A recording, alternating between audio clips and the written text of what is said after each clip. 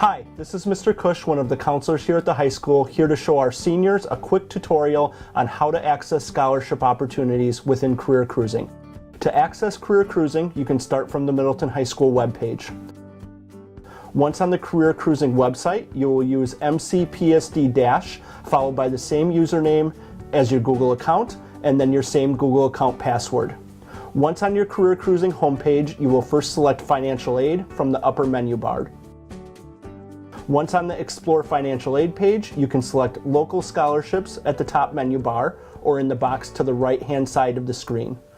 Please keep in mind that we are regularly adding scholarships throughout the school year, and we encourage you to check the site every 2 weeks in order to not miss the deadline on a scholarship you may meet criteria for.